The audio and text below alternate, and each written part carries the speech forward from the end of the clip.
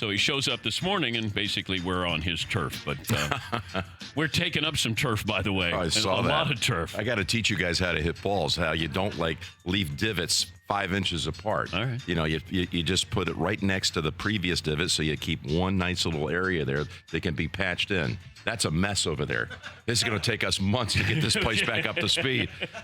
Should have told us that 24 hours ago, I'll be Jim. here 2 weeks, and I'll say, yeah, this is where Dan hit right here. McLovin was over here. Yeah. Yeah, wait till you see where Fritzy, the mess he left. Oh, I saw it. No chance. We're gonna have to do some special reseeding around here. 877-3DP. We will try to get to some phone calls coming up here. Email address, dp@danpatrick.com. McLovin has the poll question here. We switched it up. Should the Cavs trade that draft pick to get better this year? 62% said no. Well, if you think DeAndre Jordan helps you get over the top, which I don't think he does, I think you need another piece, then, I don't know LeBron's future. So if I'm Dan Gilbert, I'm probably not going to do it, because if he gives an indication he wants to stay, I'll make that team better now to win. But LeBron has given no assurances, so I understand why they're going to try to hold on to that. We did the 2 previous hours, our poll question had to do with Josh McDaniels turning down the Colts. What do you make of that, Jim? Shocking. It's I think the hardest thing to get your mind around is the fact there were some coaches and families that signed off on this and were uprooted, and moved on to Indianapolis. So, look, I look forward to one day down the road talking to Josh. I know him pretty well. Our network has the AFC package, so and that's become our flagship team with all the winning that they've had. So, Tony and I actually called 9 of their 18 games. Oh, wow. Going through the AFC Championship, and we met with Josh, and he's always been very gracious with his time. So before I get hypercritical here, on the surface, no one thinks it looks good. But I've known him for a long time, so respectfully, I'm going to wait till I hear his side of the story. But it is disturbing to me to see what happened with the assistants that had agreed already to move on to Indianapolis, and they're kind of stuck in the middle of a career move that, what's the long-term effect for them? Everybody wants to be a head coach someday. Yeah. And now you decide that the arc of your career is going to take you to Indianapolis to be on that staff under this. He truly is. He's a brilliant mind. I know what happened in Denver and the whole thing, but I think that Josh would do well wherever he would go, if he had made that move. Yeah. His play calling is sensational. But do you think the indication now is it's just a matter of time here when Belichick steps down? Well, on the surface, again, it looks like this was something that to do with perhaps some sort of arrangement where there's, down the road, this is your job, when Bill doesn't want to do it anymore. But I don't have any inside information on that. I'm concerned about guys that are sitting there trying to figure out in that puzzle, how do I one day become a head coach? Oh, I'm going to go to Indianapolis, and now all of a sudden you're going to be in Indianapolis. Good for Jim Irsay and everybody, going to honor the contracts, but there's going to be an incoming head coach who doesn't even maybe know these coordinators and assistant coaches. And and what does that do? Does that stall these 3 men? Does it stall their career path? Who knows? Jim Nantz joining us. We did have one hard-hitting question. Might as well get that one out of the way. When you go to dinner with Tony Romo, does he predict what you're going to order? Crab cakes. He's going crab cakes. How about giving me a little credit for predicting that Tony was going to play in a PGA Tour event? I got a lot of flack for that. I made a comment a few weeks ago in Orlando at the PGA show that Tony, in the next 2 months, would be playing in a PGA Tour event. So I heard about it for a long time. How serious is he? So he came out yesterday, that he's playing in an event in March. Wait a minute. How about a round of applause? Thank you. No, golf applause. That's how. Tone it down just a little bit. It was for birdie, not eagle. Okay. But you sometimes we're all guilty of this. There's something that's said or written about you, or we say something on the air, and where's the follow up? So I heard for 2 weeks. What you said? What he's going to play in a tour event, and now he's going to play in a tour event. And I haven't heard from anybody. So, except of course Tony, who's my guy, and I'm thrilled for him. You've heard from us. I have. That was very nice. We have spoken. Very. But how serious is Romo about playing golf? Oh no, it's something that he thinks about it a lot more as far as playing than I do. He's got serious game. I played with him a couple days ago. Would he give up his day job? He's not there yet. No, he's not. Could there he yet. get there? He could potentially get there. Okay. It's a hard thing. He's going to be 38 in April. It's not like he's 22. In the back. And he's got back issues. Yeah. But one thing that really helps him a lot is that he plays with Jordan Spieth. He's playing with all these guys that are in the Dallas area. Will Zalatoris is a decorated amateur, just turned pro. He's playing with this week at Pebble Beach. So he sees what that looks like, and he can kind of keep up with them. It's not that he's beating them, but he sees what it takes, and he's got the shots. So he's going to play in this tour event as an amateur. I was trying to tell him last night, that's all well and good. But the goal, in my mind, should be to get back to Pebble Beach. Now, he's here to play in the Pro-Am this week. But we have, in August, the United States Amateur, the year before we have the U.S. Open. 2019 U.S. Open returns to Pebble. I think Tony's game is good enough to qualify to get here for the U.S. Amateur. No question. He's good enough to be here. Now, if you get into the Amateur and you get on a run, the top two finishers, the winner and the runner-up in the U.S. Amateur, get a bid for the following year to the Masters. Now, listen, the odds these are long odds. Pretty cool. I'm not trying to put anything on Tony's back here, tenuous as it is, but that to me should be the goal. I know he's going to play in a tour event, but hey, let's get this game in shape to come back to Pebble, qualify, and maybe play in the U.S. Amateur, maybe make a run. And if that was the case, who knows? Again, the winner and the runner-up of the U.S. Amateur gets an invitation to the Masters. How about Steph Curry?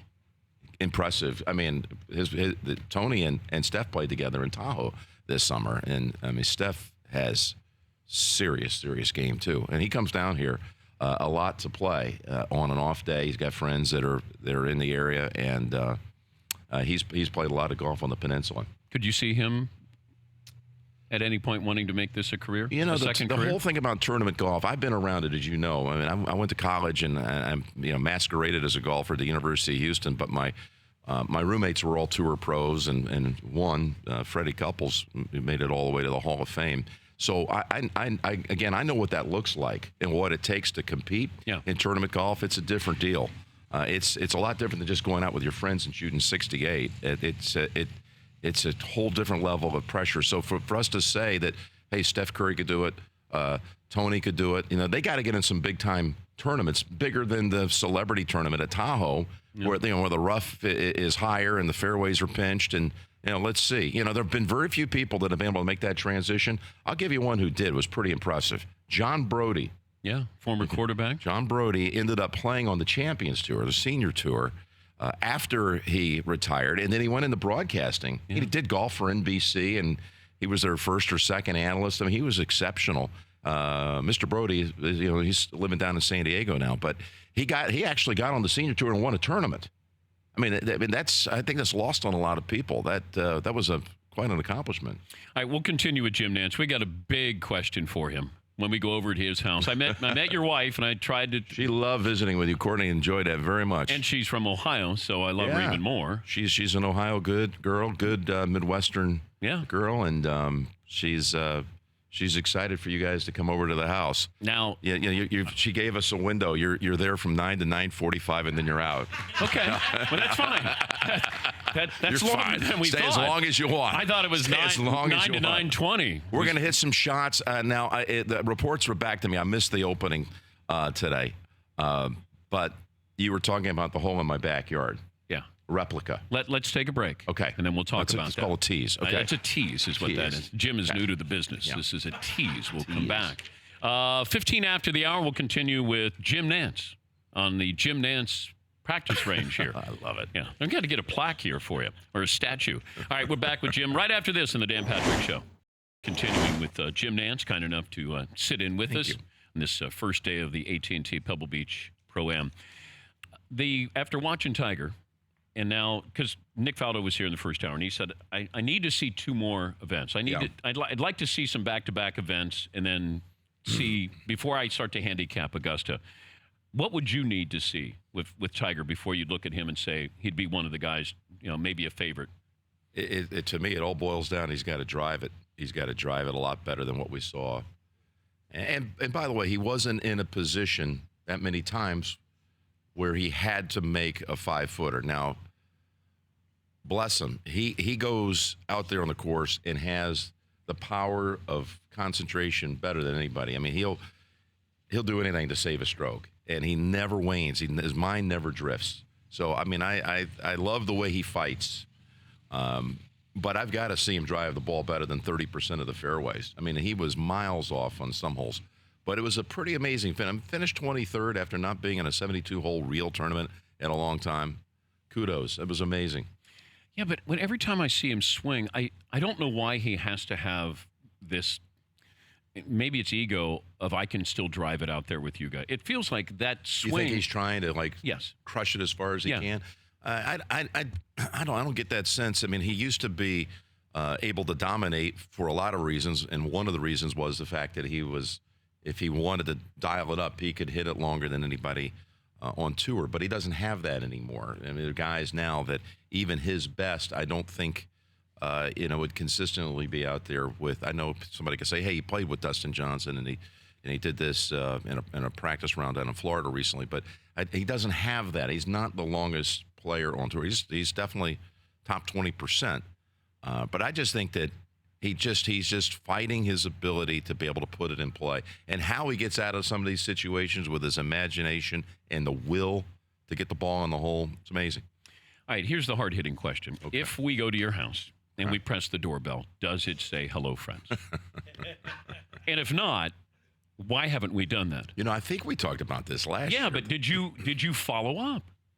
There is no specially customized voice-activated doorbell, but that's still a decent idea. You know, you could do this, and people could pay to have you say hello, friends. I actually, for charities, I'm sure you've done the same thing. I do the outgoing voice message for a lot of people. Chris O'Donnell, he's had it on his phone for 3 or 4 years. Phil Mickelson. I mean, there's some, and by the way, I kind of get a kick out of it. And what do you say on that greeting? It depends. Do you give a hello, do friends? it on the fly. I don't have like a script on my phone. No. It would be something like, if I did it for you. Okay, how about you do it for the Dan Patrick Show? Can you give me your phone number and then I'll do it? Give me your cell number and I'll do it. Okay. Yeah, I'll give that number out right now. Yeah. Hello, friends. Dan Patrick can't come to the phone right now, but you know that tradition unlike any other. Leave your name and your number, and he'll get back to you after he finishes shooting 65 at Pebble Beach. Wow. Is that something like that? Yeah, that work? I'm good with that. Yeah, I didn't even need the 65 at Pebble because, we'll edit that out, right? No, because nobody's going to believe a 65 at Pebble. Well, yeah, it just means you walked in after the 12th hole. No, I know. Wow. Here we go. How do you think we would do if we went head-to-head? What's your handicap? I mean, I saw your swing. Probably, what, 18? Wow. That's a shot, Jim. No. I know. Wow. But the shots are fired here. We were doing great we were here. Doing great. I love you, Dan. No. I would be able to beat you. You would? Yeah. And by the way, I can't beat many people. But I think that's another shot there. I didn't mean it that way. We would match up, I think, quite well. It'd be a really fun, sociable, convivial day of golf. But you have to drink a beer a hole, though, when you play with me. And we have to smoke cigars. Yeah, and I'm going to take you down. The beer thing, I could hang in there for maybe 2 holes. Oh. The cigar thing, that's off limits for me. I'm going to have you had one. door me probably by 10 or 11. Oh, because of the rules, those special rules? Yeah. What is your handicap? It's probably a 10 now. Oh, really? Yeah. Then you would be giving me shots. No way. Yeah. Yeah, like you give me like a shot. Are you an 11? Yeah, basically. I mean, I don't. Oh, then we would go head-to-head. We'll play head-to-head. Yeah. We'll play even. All right. We're going to go to my house, and we're going to have a closest to the whole competition. Okay, explain this. So you have the 7th green at Pebble Beach. Yeah, it's a replica of the 7th hole. It's got the vertical drop. You know the 7th hole? Yeah. The 106-yard par 3. Yeah. Really an iconic How many hole. hole-in-ones have been at your house? Well, mine don't count. I'm not going to put my name. I have an actual boulder there with plaques for everyone who has made a hole-in-one. Give me the luminaries. We have one today. Brant Snedeker made Romo's made one. Faudo? Never made one. David Faraday has one there. Faraday has one. But I kind of can tell you, more importantly, some of the golfers, of course, it's shameless name dropping, but I could tell you some of the golfers who have not made a hole-in-one. It's a pretty distinguished list. Let's go. Phil Mickelson. We shot a commercial there. You may have seen it last year. Peyton Manning walks in and serves me coffee. Yeah, It was kind of a spoof. Yeah. So, I mean, Phil's been up there a few times, and he's tried to get his name. It's something really important to him. I think he wants it more than that U.S. Open. It's never happened. Not yet. Arnold Palmer hit balls up there. Nice. And his last visit ever to Pebble Beach, we had a charity event out here for our Alzheimer's Research Center, and it ended up being the last time that Arnie came to Pebble Beach, and he had a few shots in the back. Last summer, Jack Nicklaus was here for another one of our fundraisers and brought Barbara and Nan, his daughter, and 3 of the 4 boys, and we had a glorious time. He played Cypress Point. He played Pebble. His first time he'd played Pebble since the 2000 U.S. Open when he said goodbye to the U.S. Open. And it was one of his all-time bucket list wishes was to be able to play Pebble Beach with his boys. And I called him and said, I would love to be able to help facilitate that. Yeah. And last June, again, the first time since he was here in competition, Jack played Pebble with 3 of his 4 sons. But Jack probably hit 50 balls in the back, hit the flagstick a few times, but never knocked in. I so wanted to have Nicklaus's name back there on the boulder in my backyard. But Jack, his final U.S. Open was when Tiger lapped the field. It was. And Jack's last hole in U.S. Open competition was knocking it on the green in 2. At the age of 60. At the age of 60, he knocked it on 18 and 2-putt birdie, and went out in style. Of course, he won the 72 U.S. Open when he hit a 1-iron at the 17th hole off the flagstick and made birdie on his way to victory. Almost won it in 82. Tom Watson chipped in on the 71st hole to beat him. But I loved Arnold Palmer. As you know, he was a dear friend. I got to deliver a eulogy, and that was one of the hardest things I've ever had to do in my life. Arnold was here for our wedding, which was on the 7th hole. That's why the 7th hole is in the backyard. So your wife had no problem with the 7th hole, the replica in the backyard. Well, I sold it maybe a little too hard as a what do I give you for an anniversary gift? And I thought, what a loving gesture that would be to build a replica of our wedding chapel. It had nothing to do with golf. Okay, so it is half the distance. It's half the vertical drop, and the green size is about half the size of the green. And I have 4 hole locations, which are the 4 tournament pin placements for U.S. Opens that are out here. The bunkers are shaped identically. Did it myself. I had help, but it took 8 months to build it. I'm traveling in and out every week, but I wanted to hand mold it and get it just right. And Chris Dahlhammer, who's the exceptional superintendent at Pebble Beach, he gave me all the topography maps so I could build the green and the bunkers so that they would putt true, so that the putts you would have on the green. So it feels pretty real. But you didn't think about Augusta taking your wife there to get married?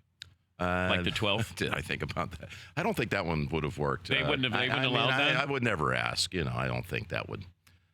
I don't think that would be. Plus, we got married in June, and the course is closed in June. So we got married on the 7th. Yeah, but even better if it's closed, that you can go there and you don't have to worry about anybody, hitting into you.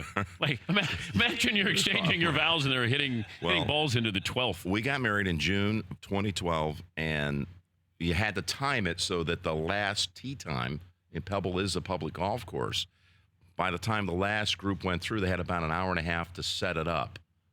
And Pebble was phenomenal about this. They had never had an official wedding on the 7th hole.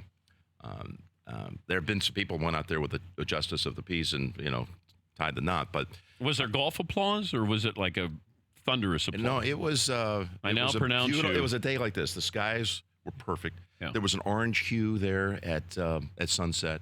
Kenny G playing off to the side of the tee. It sounds a little over the top, honestly. I was trying to keep it simple. Yes, Seton. But like Kenny G playing off to the side, or just the music? No, the actual. Really, Kenny the G man was himself. over there. Yeah, I had one idea that I did not get away with, but because we had 4 major champions that were in attendance, and I thought, just like they do at the Masters, they have the ceremonial first shot. I thought it'd be kind of cool to have like the honorary starters. Yeah. Before she walked down. Oh, boy. And to be like opening shots right into the green, because we had it on the tee. The ceremony was on the tee. And, that one didn't work. But other than that, I didn't want to have to hit a shot. But did you actually say that, to your wife, hey, I'm thinking about this? What would you think? Well, first off, you had to get past the idea of getting married on the 7th hole. Yeah. But, But if you're already there, then... All kidding aside, I got married there because I find it to be a very spiritual place. Like, there's something about the 7th hole that really touches me deeply in my heart.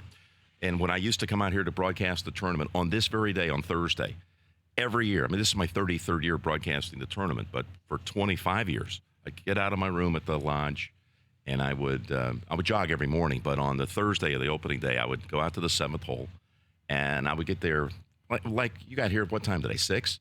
It's pitch dark. 5, yeah. So anyway, 6, I'm there at 6, and I'd wait to see the sun come up over the mountains, and I felt connected to my father, and I felt like it was almost like an annual one-man board of directors meeting where you took inventory of your life and you felt a sense of gratitude in your heart for. I mean, I've been so fortunate to have so many things that have landed in my lap through the years, and I don't take any of it for granted. So it was a place of prayerful introspection for me. So the first time I took Courtney out there was it was the first time since my father had passed away and lost the battle to Alzheimer's. So we were standing there. I was kind of explaining what this place means to me, and all of a sudden, we don't get rainbows here. We don't get many rainbows. All of a sudden, there was a rainbow that was full 180, draped right over our heads. It was, disappeared out into the Pacific. I took it as a sign, that, my father was looking down on us, and I just felt his presence there. So that was the only parent that would not be in attendance at our wedding. No. So I felt like my father was there, and that's why I wanted to pursue getting married there. The Nantz have one question here before we let you go, because I know you have to prepare brunch for us. Yes, Paulie. Going to Jim Nantz's house today, we're all concerned. Did we dress right? McLovin wore a Nantz-worthy sweater. The rest of us not so much. Do you have like a closet when you walk in, like a nice restaurant when it has sport jackets? Do you have sweaters for us to put on temporarily when we go? It's getting warm. Right. It's getting warm here right now, Paulie. So I think we're okay. Well, there will be. Is there a fire going to be crackling? If you'd like one. Yeah, it feels like if we walk into your house, you're there in an easy chair with your legs crossed with a cardigan sweater on in a fireplace. Last week, Freddie Couples, a great pal of mine, and he came to Phoenix. We taped a Masters special. I'm going to have a look back at his 92 Masters win, and it happened to be my boy's second birthday, so he and Suzanne stayed around for an extra day. I guarantee he's listening right now. And he was like so tickled over that time I was on with you guys a couple months ago when you made the comment about, do you ever wear jeans? Remember that? Yes. You guys remember that? Yes. And I said I wear jeans 6 days a week. Yeah. Well, around Pebble Beach, unless you're playing golf, that's the kind of like relaxed lifestyle out here. Yeah, but I saw you earlier this week. Well, that was at a social event. Yeah, but you didn't have hosting. jeans on. I didn't have jeans on. Yeah, I need proof of you in jeans. I'll go back to the house. I'm gonna go. When we go to your house, put some skinny jeans on. Oh, yeah. That's what I'm going to have a new golf clothing line coming out. It was announced 2 weeks ago with the great folks at Vineyard Vines, going to help build a golf lifestyle brand. And so its releases in spring of 2019. And Shep and Ian are wonderful friends and raging success with their company. And if you guys have any ideas kind of what would be comfortable, I would say next year we'll have some of the early product out. And when you come back to the house, if you behave today. Yeah, there's no guarantee. We'll have in the closet there, we'll have some sweaters for you guys to throw on when you walk in. Okay. He's Jim Nantz, ready to go home and I guess make some omelets or something. What would you like? You know what? Doesn't matter. Doesn't matter. Eggs. I see the burritos over here. No, you. How about you surprise us? We'll see in a little bit. Get going. You got to get some work done. I've got a lot of work. Yes, I'm going to take orders. For more Dan Patrick Show, tune to Audience Channel 239 on DirecTV or download the Dan Patrick Show app.